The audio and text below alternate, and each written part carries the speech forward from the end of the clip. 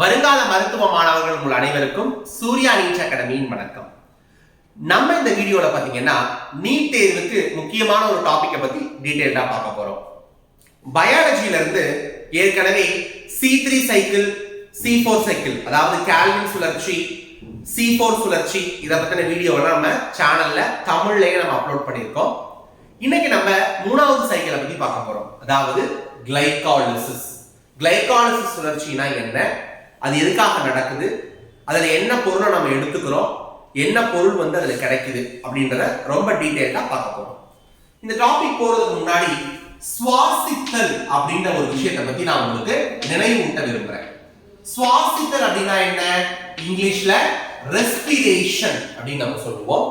சுவாசித்தல், இப்ப நம்ம எல்லாம் சுவாசித்தல் அப்படின்னா மனிதர்களை பொறுத்தளவுக்கு என்ன, சோ மனிதரை பொறுத்தளவுக்கு சுவாசித்தல் அப்படின்னா வெளியில இருந்து ஆக்சிஜனை எடுத்துக்கிட்டு உடலுக்குள் இருக்கும் கார்பன் டை ஆக்சைடை வெளியில் அனுப்புவோம். அப்படிதான் பண்ணிட்டு இருக்கோம். நம்ம எல்லாம் வளிமண்டல காற்றுல இருந்து ஆக்சிஜனை உள்ள எடுத்துக்கிறோம். உடலுக்குள் இருக்கின்ற கழிவு பொருளான கார்பன் டை ஆக்சைடை நம்ம என்ன பண்ணிடுறோம், வெளியே அனுப்பிடுறோம். இந்த வேலையை நம்மளுடைய நுரையீரல் செய்யுது. நுரையீரலும் ரத்தம், இதயம் எல்லாம் இந்த வேலையை தான் செய்யுது. அப்போ ஆக்சிஜனை எடுத்துக்கிட்டு கார்பன் டை ஆக்சைடை வெளியில அனுப்புற அந்த முறைக்கு பேர் தான் சுவாசித்தல். ஓகே சார், இந்த உள்ள வந்த ஆக்சிஜன் என்ன சார் பண்ணுது நம்ம உடம்புல? வெளியில இருந்து ஆக்சிஜன் எதுக்காக நம்ம உள்ள எடுத்துக்கணும் அப்படின்னா, எல்லாருக்கும் தெரியும் நம்ம ஆக்சிஜன் இல்லைன்னா நம்மளால என்ன பண்ண முடியாது, உயிர் வாழ முடியாது. அப்ப அந்த உள்ள போற ஆக்சிஜன் என்ன பணிகளை செய்யுது அப்படின்னா, நம்மளுடைய உணவு பொருளை என்னவா மாத்துது அப்படின்னா ஆற்றல் மூலக்கூறுகளா மாத்தும். நம்ம சாப்பிட்டு எடுத்துக்கிட்டு போற உணவுப் பொருட்களை ஆற்றல் நிறைந்த மூலக்கூறுகளா என்ன பண்ணும்னா மாற்றும். உணவுப் பொருளாவே இருக்கும் பட்சத்துல அது நமக்கு ஆற்றலை கொடுக்க முடியாது. முதல்ல நம்ம சாப்பிடுற உணவு செரிமானம் அடையும். பெரிய இட்லி சாப்பிடுவோம், அது வாயில ஆரம்பிச்சு குடல் பகுதி வரைக்கும் போய் சின்ன சின்ன சின்ன துகள்களா மாறும். அந்த துகள்கள், அந்த உணவுப் பொருட்கள் எல்லாமே, ஊட்டச்சத்துக்கள் எல்லாமே ரத்தத்தினால உறிஞ்சப்படும். இந்த ரத்தத்துல இந்த ஆக்சிஜன் போய் என்ன பண்ணும்னா அந்த உணவுப் பொருட்களை ஆற்றல் மூலக்கூறுகள், அதாவது ATP மூலக்கூறுகளா மாற்றும். இந்த ATP மூலக்கூறுகள் தான் நம்ம செல்களுக்கு என்னவா ஆக்ட் ஆக போகுது, ஆற்றலா ஆக்ட் ஆகி நம்ம செல்களை உயிரோட வாழ வைக்க போகுது. அதனாலதான் ஆக்சிஜன் ரொம்ப முக்கியம். இப்ப நம்ம ஆக்சிஜன் எடுத்துக்கலன்னா உணவு ஆற்றல் மூலக்கூறுகளை தயாரிக்க முடியாது. அப்ப நம்ம உடலுக்கு ஆற்றல் இல்லை, அப்ப ஆட்டோமேட்டிக்கா நம்ம இறந்து போயிடும். அப்ப நம்ம உடலுக்குள் எடுத்துக்கிற ஆக்சிஜன் உணவை ஆற்றல் மிக்க மூலக்கூறுகள், அதாவது ATP-யா மாற்றுறதுக்கு உபயோகம். இதுதான் மனிதனை பொறுத்தளவுக்கு சுவாசித்தல். பட் நம்ம இந்த டாபிக்ல தாவரங்களை பத்தி பார்க்க போறோம். சோ தாவரங்கள்ல சுவாசித்தல்னா என்ன சார் அப்படின்னா, ஃபர்ஸ்ட் தாவரங்கள்ல ஆக்சிஜனை உள்ள எடுத்துக்கிட்டு கார்பன் டை ஆக்சைடை உள்ள எடுத்துக்கிட்டு ஆக்சிஜனை வெளியில அனுப்பும் தாவரங்கள். ஆமாவா, CO2 எடுத்துக்கிட்டு ஆக்சிஜனை வெளியில அனுப்பும். இதுக்கு பேர் என்ன, ஒளிச்சேர்க்கை, போட்டோசிந்தசிஸ் சொல்லுவோம். இதுக்கு பேர் என்ன, ஒளிச்சேர்க்கை. சரியா, நம்ம ஆக்சிஜனை எடுத்துட்டு கார்பன் டை ஆக்சைடு வெளியில விடுறோம். தாவரம் என்ன பண்ணுது, கார்பன் டை ஆக்சைடு எடுத்துட்டு ஆக்சிஜன் வெளியில விடும். அவ்வளவுதான் டிஃபரன்ஸ். இந்த ப்ராசஸ்க்கு பேரு ஒளிச்சேர்க்கை. பட் சுவாசித்தல் அப்படின்னா என்னன்னா, தாவரத்தை பொறுத்த வரைக்கும் தாவரத்தினுடைய உணவுப் பொருள் ஆக்சிஜன் உதவியுடன் ATP-யா மாறும். இதுதான் சுவாசித்தல். நமக்கும் அதுதான் தாவரத்திலே இருக்கும். சோ தாவரத்தின் உணவுப் பொருள்னா தாவரத்துல என்னது, குளுக்கோஸ்.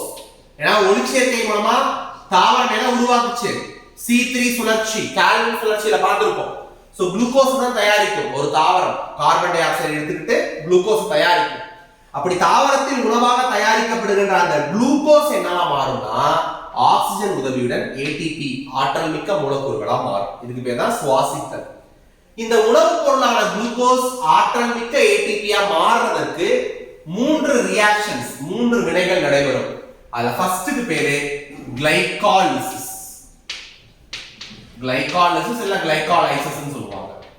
கிளைகாலைசிஸ் இல்ல கிளைகாலிசிஸ். இரண்டாவது கிரெப்ஸ் சுழற்சி. கிளைகாலிசிஸ், கிரெப்ஸ் சுழற்சி. மூன்றாவது எலக்ட்ரான் கடத்தும் அமைப்பு. எலக்ட்ரான் கடத்தும் அமைப்பு. ஓகேவா? சோ இதுல first step glycolysis, second step Krebs cycle, மூணாவது எலக்ட்ரான் கடத்தும் அமைப்பு. இந்த கிளைகாலிசிஸ் குள்ள குளுக்கோஸ் வந்து நுழையும். சோ கிளைகாலிசிஸ் நுழையிற இந்த குளுக்கோஸ் மூன்றாவது வினையான எலக்ட்ரான் கடத்து அமைப்பு முடிஞ்ச உடனே ஏடிபியா மாறிடும். அப்ப உணவு பொருள் ஏடிபி ஆற்றல் மிக்க மூலக்கூறா மாறுது. இந்த நிகழ்வுக்கு பேர் தான் சுவாசித்தல். இந்த நிகழ்வுக்கு பேர் தான் என்னது? சுவாசித்தல். அவ்வளவுதான். இதுல நம்ம இன்னைக்கு கிளைகாலிசிஸ் மட்டும் பார்க்க போறோம். கிளைகாலிசிஸ் என்னன்னா, கிளைகா அப்படின்னா குளுக்கோஸ், லைசிஸ் அப்படினாலே சிதைவு. அப்ப குளுக்கோஸ் வந்து இன்னைக்கு சிதைய போறோம். சோ 6 கார்பன் இருக்க ஒரு குளுக்கோஸ் மாலிக்யூலை சிதைச்சு சின்ன சின்னதா உடைக்க போறோம். அதுதான் கிளைகாலிசிஸ். இந்த வீடியோல கிளைகாலிசிஸ் பத்தி நம்ம ரொம்ப டீடைலா பார்க்கலாம். ஓகே. சோ கிளைகாலிசிஸ் அப்படினாலே குளுக்கோஸ் மூலக்கூறை எடுத்துக்கிட்டு அந்த குளுக்கோஸ் மூலக்கூறை என்ன பண்ண போறோம்னா சின்ன சின்ன சின்ன துகள்களா நம்ம என்ன பண்ண போறோம்? வேற வேற மாலிக்யூல்ஸா மாத்த போறோம். ஓகேவா? ஓகே. கிளைகாலிசிஸ்ல குளுக்கோஸ். ஃபர்ஸ்ட் நான் குளுக்கோஸ் எடுத்துக்கிறேன். சோ நான் எடுத்துக்கிற குளுக்கோஸ்னால எத்தனை கார்பன் இருக்கும்? அதுல 6 கார்பன் இருக்கும். அப்ப 6 கார்பன் இருக்கிற ஒரு குளுக்கோஸ் மூலக்கூறை நான் என்ன பண்ணிக்கிறேன்? எடுத்துக்கிறேன். இப்ப இந்த 6 கார்பன் இருக்க குளுக்கோஸ் என்னவா மாற போகுதுன்னா குளுக்கோஸ் 6 பாஸ்பேட்டா மாறும். 6 கார்பன் இருக்க குளுக்கோஸ் என்னவா மாற போகுது? குளுக்கோஸ் 6 பாஸ்பேட்டா மாறும். ஓகே, அதானே சார் குளுக்கோஸ் 6 பாஸ்பேட் அப்படினா. சோ குளுக்கோஸ்ல 6 கார்பன் இருக்கும். அதுல 6வது கார்பன்ல ஒரு பாஸ்பேட் குரூப் வந்து இணையும். ஓகேவா? அதுதான் குளுக்கோஸ் 6 பாஸ்பேட். ஓகே. சோ 6வது கார்பன்ல ஒரு பாஸ்பேட் குரூப் வந்து இணையும். அப்ப இங்க ஒரு பாஸ்பேட் தேவைப்படுதா? அதுக்காக என்ன நடக்கும்னா ஒரு ஏடிபி வந்து ஏடிபி பிளஸ் பாஸ்பேட்டா பிரியும். ஓகேவா? ஒரு ஏடிபி அடினோசைன் ட்ரைபாஸ்பேட் 3 பாஸ்பேட் இருக்கிற ஒரு ஏடிபி ஏடிபி அடினோசைன் டைபாஸ்பேட்டாவும் மூணாவது இருக்க பாஸ்பேட்டை வெளியில விட்டுரும். அந்த மூணாவதா இருக்க பாஸ்பேட் தான் குளுக்கோஸ் கூட சேர்ந்து குளுக்கோஸ் 6 பாஸ்பேட்டை உருவாக்குது. இதுலயும் 6 கார்பன் தான், ஏன்னா கார்பன் எண்ணிக்கை எதுவும் குறையல. நெக்ஸ்ட் குளுக்கோஸ் 6 பாஸ்பேட் என்னவா மாறும்னா ஃப்ரக்டோஸ் 6 பாஸ்பேட்டா மாறும். குளுக்கோஸ் 6 பாஸ்பேட் என்னவா மாறும்? ஃப்ரக்டோஸ் 6 பாஸ்பேட்டா மாறும். சோ குளுக்கோஸ் ஃப்ரக்டோஸ் இது ரெண்டுமே கார்போஹைட்ரேட் தான். ரெண்டுலயுமே 6 கார்பன் தான் இருக்கும். குளுக்கோஸ்லயும் 6வது கார்பன்ல ஒரு பாஸ்பேட் இருக்கு, ஃப்ரக்டோஸ்லயும் 6வது கார்பன்ல ஒரு பாஸ்பேட் இருக்கு. வடிவம் மட்டும் தான் மாறுமே தவிர வேற எந்த விதமான மாற்றமும் நடக்காது. இது ரெண்டு ஆக்சுவலி மாற்று எண்கள். ஒரே மூலக்கூறு வாய்ப்பாடுலாம் இருக்கும், ஆனா வடிவம் மட்டும் என்ன ஆகும்? மாறும். இது குளுக்கோஸ், இது ஃப்ரக்டோஸ், வடிவம் மட்டும் மாறும். ஓகே. Fructose 6 phosphate. இந்த ஃப்ரக்டோஸ் 6 பாஸ்பேட் அடுத்து என்னவா மாற போகுதுன்னா ஃப்ரக்டோஸ் 1,6 பைபாஸ்பேட் இல்ல பிஸ்பாஸ்பேட். ஃப்ரக்டோஸ் 1,6 பிஸ்பாஸ்பேட் இல்ல பைபாஸ்பேட்டா மாற போகுது. இந்த ஃப்ரக்டோஸ்ல 6வது கார்பன்ல ஒரே ஒரு பாஸ்பேட் மட்டும் இருந்துச்சு. இந்த ஃப்ரக்டோஸ்ல 2 பாஸ்பேட் இருக்கு. ஃபர்ஸ்ட் கார்பன்ல ஒரு பாஸ்பேட், 6th கார்பன்ல ஒரு பாஸ்பேட். அப்ப 2 பாஸ்பேட் இருக்கு. எங்க இருந்து சார் ஒரு பாஸ்பேட் புதுசா முளைச்சு வந்துச்சுன்னா அகைன் ஒரு ஏடிபி என்னவா மாறி இருக்கும்னா ஏடிபி பிளஸ் பாஸ்பேட்டா மாறும்.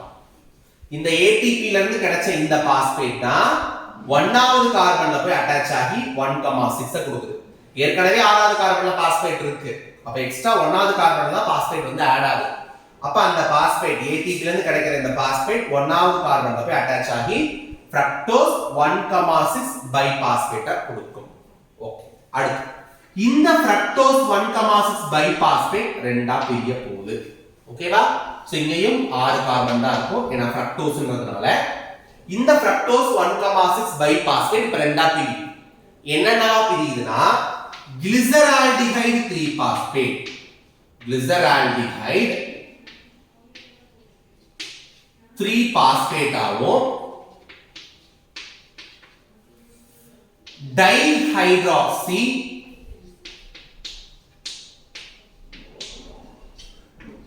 அசிட்டோன் பாஸ்பேட்டாகவும் மாறும்.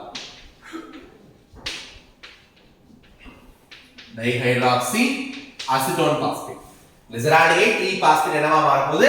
டைஹைட்ராக்சி அசிட்டோன் பாஸ்பேட்டா மாறப்போகுது. சோ 6 கார்பன் இருக்க ஃப்ரக்டோஸ் ரெண்டா பிரியுது. ஒன்னு 3 கார்பன் இருக்க கிளிசரால்டிஹைட் 3 பாஸ்பேட், இன்னொரு 3 கார்பன் இருக்கிற டைஹைட்ராக்சி அசிட்டோன் பாஸ்பேட். சோ இது வரைக்கும் ஃபர்ஸ்ட் ஹாஃப். குளுக்கோஸ் எடுத்துக்கிறோம். 6 கார்பன் இருக்க ஒரு சேர்மம், அது குளுக்கோஸ் 6 பாஸ்பேட்டா மாறுது. அப்ப குளுக்கோஸ் 6 பாஸ்பேட்டா மாறுது அப்படின்னா ஒரு பாஸ்பேட் தேவைப்படுது இல்லையா? அந்த பாஸ்பேட் எங்க இருந்து வருது?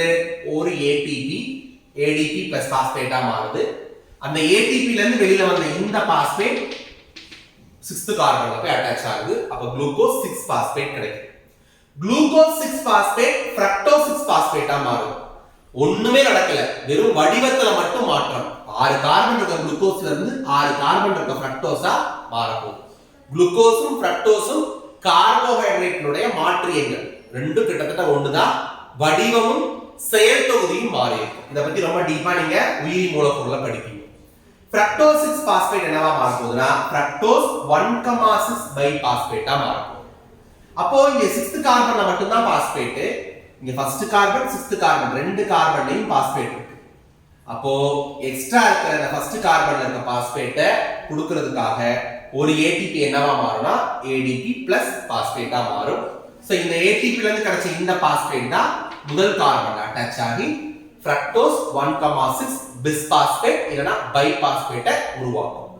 இந்த ஃப்ரக்டோஸ் 1,6 பை பாஸ்பேட் 6 கார்பன் இருக்க ஒரு சேர்மம், அது ரெண்டா பிரியுது.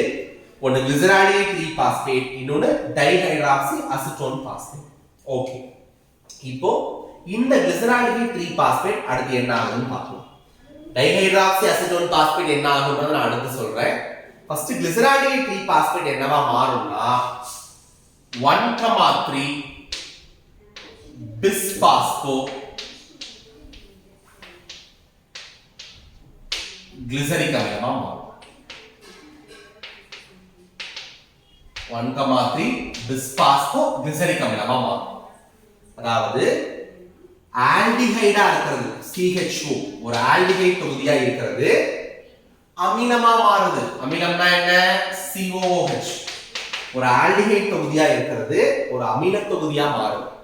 அப்போ ஒரு ஆல்டிஹைட் அமிலமா மாறுதுனாலே அங்க என்ன நடந்திருக்கு? ஆக்சிஜனேற்றம். ஆமாவா? ஏன்னா ஆக்சிஜனேற்றம் நடந்தாதான் ஒரு ஆல்டிஹைட் என்னவா மாறும்? அமிலமா மாறும். நீங்க ஆர்கானிக் கெமிஸ்ட்ரியில படிச்சிருப்பீங்க. அப்ப இங்க ஒரு ஆக்சிஜனேற்றம் நடக்குது. ஆக்சிஜனேற்றம்னா என்ன? ஒண்ணா ஆக்சிஜன் வந்து ஆட் ஆகலாம், இல்ல ஹைட்ரஜன் வந்து வெளியில போகலாம், இல்ல எலக்ட்ரான்ஸ் வந்து வெளியில போகலாம்.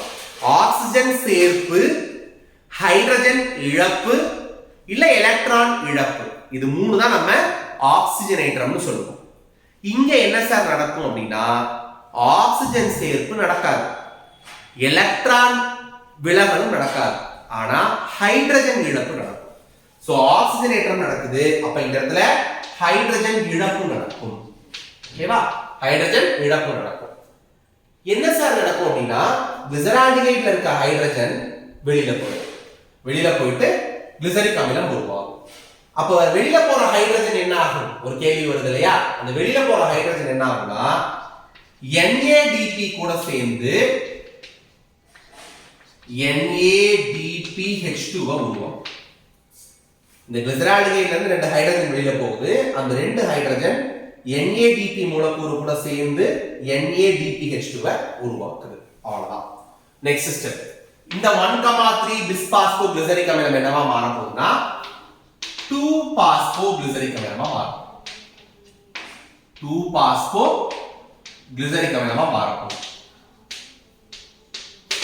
இங்க ரெண்டு பாஸ்பரஸ் இருக்கு, ஃபர்ஸ்ட் கார்பன்ல தேர்ட் கார்பன்ல ரெண்டு பாஸ்பரஸ் இருக்கு. பட் இங்க ஒரே பாஸ்பரஸ் தான் இருக்கு. செகண்ட் கார்பன்ல மட்டும் ஒரே பாஸ்பரஸ் தான் இருக்கு. அப்போ இங்க ரெண்டு பாஸ்பரஸ்ல ஒரு கிட்ட இருந்த ரெண்டு பாஸ்பரஸ்ல ஒரு பாஸ்பரஸ் என்ன ஆகுது? வெளியில போகுது. அதான் நடந்திருக்கு. இங்க ரெண்டு பாஸ்பரஸ், இங்க ஒரே பாஸ்பரஸ். அப்ப இங்க இருந்து ரெண்டு பாஸ்பரஸ்ல ஒரு பாஸ்பரஸ் வெளியில போகுதுன்னு அர்த்தம். அப்படி வெளியில போற பாஸ்பரஸ் என்ன ஆகும்னா ADP கூட சேரும். யாரு கூட சேரும்? அடினோசைன் டைபாஸ்பேட் கூட சேர்ந்து இந்த வெளியில போற பாஸ்பேட் அடினோசைன் ட்ரைபாஸ்பேட்டை உருவாக்கும். அடினோசைன் டைபாஸ்பேட் கூட சேர்ந்து இதுல இருந்து வெளியில வந்த அந்த ஒரு பாஸ்பரஸ் அடினோசைன் ட்ரைபாஸ்பேட்டை உருவாக்கும். இந்த இடத்துலலாம் ATP வந்து ADP பிளஸ் பாஸ்பேட்டா மாறுது சரியா. இந்த இடத்துல ADP இங்க இருந்து வந்த பாஸ்பேட் கூட சேர்ந்து ATP ஆ மாறும். ஓகே அவ்வளவுதான். 2-பாஸ்போகிளிசரிக் அமிலம் என்னவா மாறும்னா அடுத்து பாஸ்போ ஈனால் பைருவிக் அமிலமா மாறும். பாஸ்போ ஈனால் பைருவிக் அமிலமா மாறும். ரைட். சோ ஈனால் அப்படினாலே நீர் நீக்கப்படுகிறது அர்த்தம். ஈனால்னாலே நீர் நீக்கம் அப்படின்னு அர்த்தம். அப்ப இந்த இடத்துல ஒரு H2O வந்து வெளியில போகும்னு அர்த்தம். வேற ஒண்ணுமே இல்லை. 2-பாஸ்போகிளிசரிக் அமிலத்துல இருந்து பாஸ்போ ஈனால் பைருவிக் அமிலம் கிடைக்கும். ஈனால்னாலே நீர் வெளியில போகும்னு அர்த்தம். அப்ப இந்த இடத்துல ஒரே ஒரு நீர் மூலக்கூறு வெளியில போயிடும். அடுத்த ஸ்டெப் பாஸ்போ ஈனால் பைருவிக் அமிலம் என்னவா மாறும்னா பைருவிக் அமிலமா மாறும். என்னவா மாறுது? பைருவிக் அமிலம்.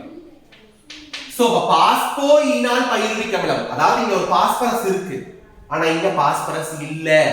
அப்ப இந்த பைருவிக் அமிலம் தான் கிட்ட இருந்த இந்த பாஸ்பரஸ் வெளியில கொடுத்துருச்சு. கொடுத்துட்டு பைருவிக் அமிலமா மாறும். அப்ப இங்க பாஸ்பரஸ் ஒண்ணு வெளியில போகுது இல்லையா, அந்த பாஸ்பரஸ் யார் கூட சேரும்னா இந்த இடத்துல நடந்த மாதிரி ஒரு ADP பிளஸ் பாஸ்பேட் கூட சேர்ந்து ATP-ய உருவாக்கும். ஓகேவா? இந்த இடத்துல ஒரு பாஸ்பரஸ் வெளியில போகுது, அது ATP-ய உருவாக்குது. இந்த இடத்துல ஒரு பாஸ்பரஸ் வெளியில போகுது, அதுவும் ATP-ய உருவாக்குது. இந்த இடத்துல ரெண்டு ஹைட்ரஜன் வெளியில போகுது, ஏன்னா ஆக்சிஜனேற்றம் நடக்கிறதுனால. அப்ப நமக்கு NADP பிளஸ் H2 சேர்ந்து NADPH2-ஆ நமக்கு மாறும். ஓகேவா? இதுதான் வந்து கிளைகாலிசிஸ் சைக்கிள். திரும்ப ஒரு தடவை சொல்றேன். குளுக்கோஸ் எடுத்துக்கிறோம், அது குளுக்கோஸ் 6-பாஸ்பேட்டா மாறும். குளுக்கோஸினுடைய 6வது கார்பன்ல ஒரு பாஸ்பேட் வேணும். சோ அப்ப என்ன ஆகும்னா ஒரு ATP வந்து ADP பிளஸ் பாஸ்பேட்டா மாறும். அடுத்து இந்த குளுக்கோஸ் 6-பாஸ்பேட் வந்து ஃப்ரக்டோஸ் 6-பாஸ்பேட்டா மாற போகுது. வெறும் வடிவங்கள் மட்டும்தான் மாறுமே தவிர எந்த விதமான சேர்ப்போ எந்த விதமான நீக்கமோ என்ன ஆகாதுன்னா நமக்கு நடக்கவே நடக்காது. அடுத்த ஃப்ரக்டோஸ் 6-பாஸ்பேட் வந்து ஃப்ரக்டோஸ் 1,6 பைபாஸ்பேட்டா மாறுது. 6வது கார்பன்ல மட்டும் பாஸ்பேட் இருக்கு, இங்க 1வது கார்பன் 6வது கார்பன் ரெண்டுத்துலயும் பாஸ்பேட் வந்துருது. அப்போ ஒரு பாஸ்பேட் எக்ஸ்ட்ரா நமக்கு தேவைப்படுது. இந்த பாஸ்பேட் எங்க இருந்து வரும்னா ஒரு ATP ADP பிளஸ் பாஸ்பேட்டா மாறும். அதுல இருந்து கிடைக்கிற இந்த பாஸ்பேட் தான் நமக்கு இங்க. இந்த ஃப்ரக்டோஸ் 1,6 பிஸ்பாஸ்பேட் என்னவா மாற போகுதுன்னா ரெண்டா பிரியுது. கிளிசரால்டிகைட் 3-பாஸ்பேட் ஆகும், டைஹைட்ராக்சி அசிட்டோன் பாஸ்பேட் ஆகும் பிரியுது. இதுல கிளிசரால்டிகைட் 3-பாஸ்பேட் 1,3 பிஸ்பாஸ்போகிளிசரிக் அமிலமா மாறுது. ஒரு ஆல்டிகைட் அமிலமா மாறுது. அப்ப ஆக்சிஜனேற்றம் நடந்திருக்குன்னு அர்த்தம். அப்ப ஹைட்ரஜன் இழக்கப்பட்டிருக்கு. அந்த இழந்த ஹைட்ரஜன் வந்து NADP கூட சேர்ந்து NADPH2-ஆ மாறுது. இந்த 1,3 பிஸ்பாஸ்போகிளிசரிக் அமிலம் 2-பாஸ்போகிளிசரிக் அமிலமா மாறுது. அப்ப ஒரே ஃபர்ஸ்ட் 2 பாஸ்பரஸ் இருக்கு, இங்க ஒரே ஒரு பாஸ்பரஸ் தான் இருக்கு. அப்ப ஒரு பாஸ்பரஸ் வெளியில போயிடுச்சு. அந்த வெளியில போன பாஸ்பரஸ் என்ன ஆகும்னா ADP கூட சேர்ந்து ATP-ய உருவாக்கும். 2-பாஸ்போகிளிசரிக் அமிலம் பாஸ்போ ஈனால் பைருவிக் அமிலமா மாறும். ஈனால்னாலே நீர் வெளியில போறதுன்னு அர்த்தம். ஓகேவா?